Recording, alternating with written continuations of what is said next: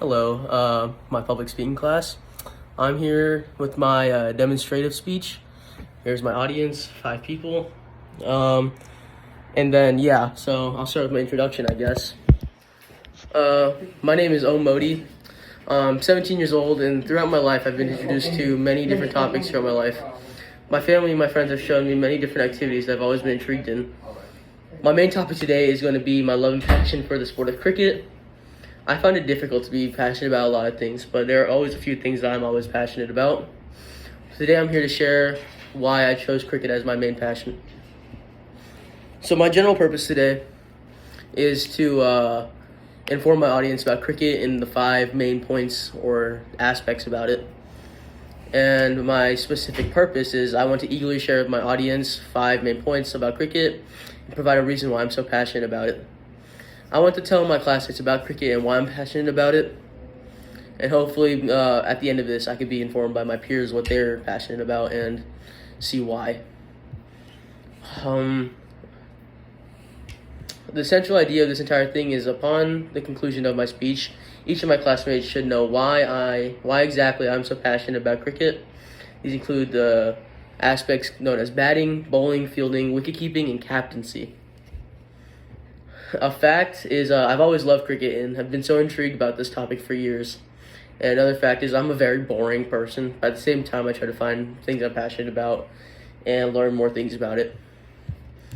My first main point is going to be how in baseball there's the batsman or the person who hits the ball, and in cricket this player is known as the batsman. To hit the ball is a very advanced technique is needed, as it is very difficult to hit a ball that's traveling 140 kilometers an hour. The first step is to have a comfortable grip and stance.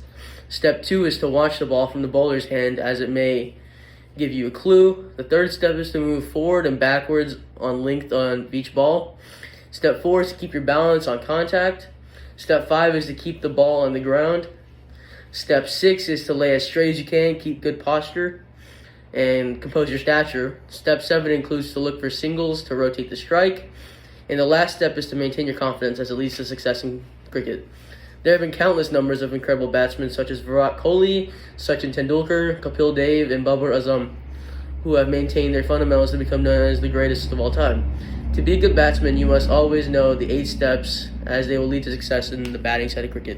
I will go grab my cricket bat to show you.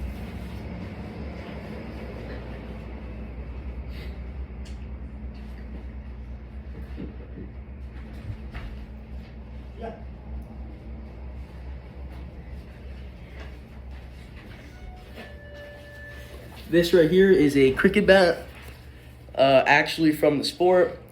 And the correct way of holding the bat is, I'll show you real quick, is to keep main stature.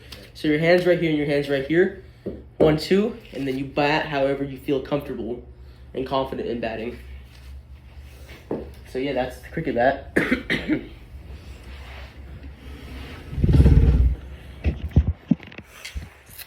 Some sub points for the cricket, for a batsman at least, is to be a successful batsman, you must be able to work with your teammates. My second sub point is it takes a lot of practice to have technique in class as a batsman. And a fact is being a batsman is the hardest part of cricket. My second main point is debatably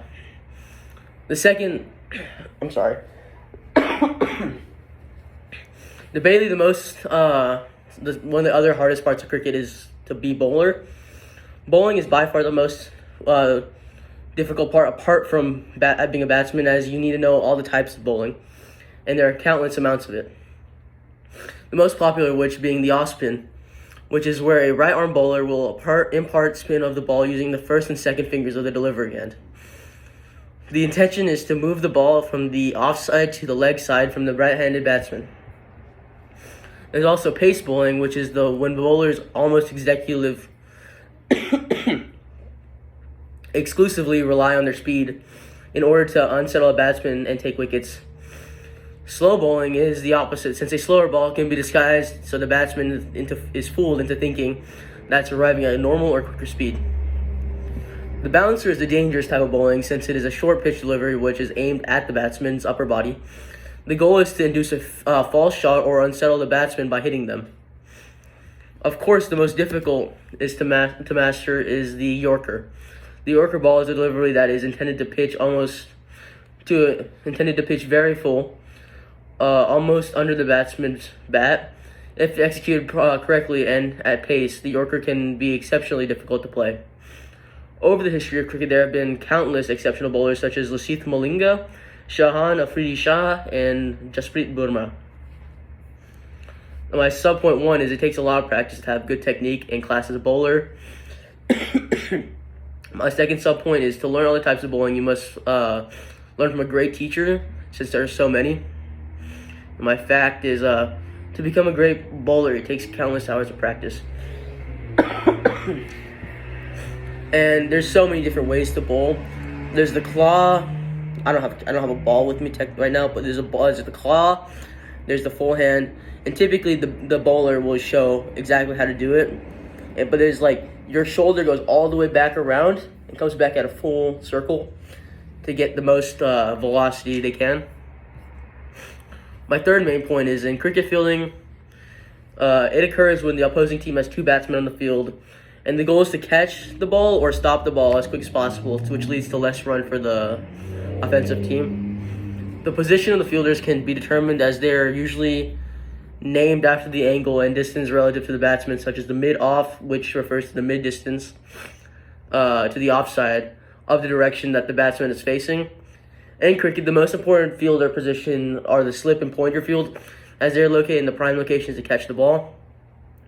The long-off and long-on fielders are tasked with the objective to get the balls before they reach the boundary to make sure 4 runs and 6 runs are prevented. Fielders have areas on the pitch where they're not allowed to go.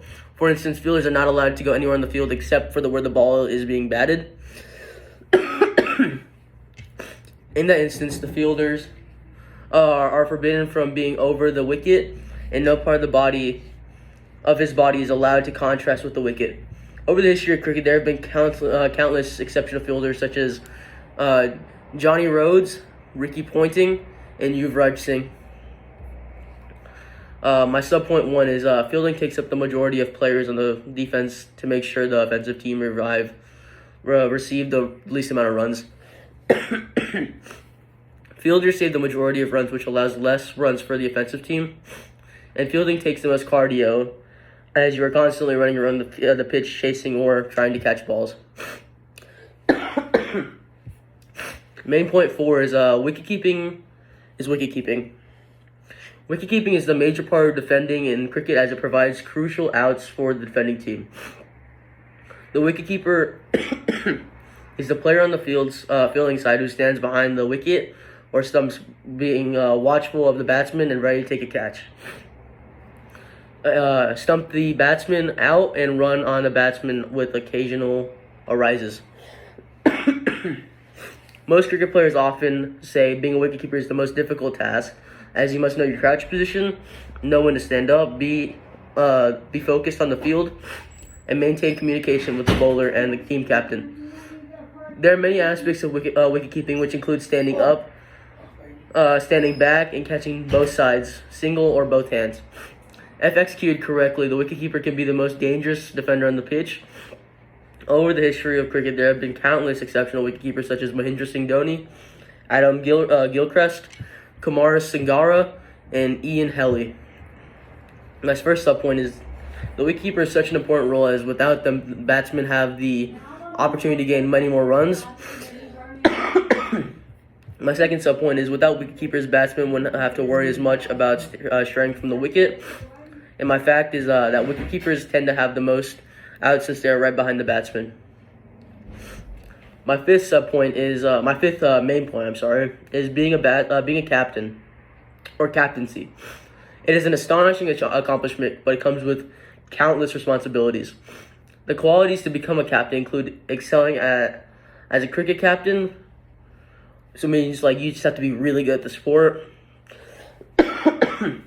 have a thorough understanding of how the game is played, and knack for strategizing, and the ability to lead your teammates both on and off the field. A captain, as captain, some responsibilities include, prior to the game, you must win the coin toss to choose when you're going first, as a bowler or as a batsman. During the match, the captain decides the team's batting order, who will bowl, and where each fielder will be positioned. They also create plans for the strategy to use to gain the most runs and take the most players out. Being a good captain can lead to overall success over your team, as proven in the past with many World Cup winners. Over the history of cricket, there have been countless exceptional captains all around the world, including Mahendra Singh Dhoni, Stephen Fleming, Graham Smith, and Ian Morgan. My first subpoint is achieving the role of captain is very rare, as a new captain is chosen every 5 to 10 years. My second subpoints are captains are often criticized the most if the team loses or loses to a enemy or their main rival. My fact is that you have to be a great team player to receive this role. Overall, my summation is what I've just discussed is why I'm so interested in cricket and the roles and aspects of cricket. I hope we are able to connect and create a friendship where we have a lot in common. And my conclusion is I have always been so intrigued in cricket all around, and I hope that you guys are able to recognize why I've kept such an interest. I'm also very intrigued to see what you guys are interested in. I hope to see what we have in common. Thank you so much for listening to my speech, and I hope you have a great day. I'm sorry for all the coughing. I think I'm coming up with a cold. My throat's really dry, and I have chronic coughing right now. I'm sorry about that.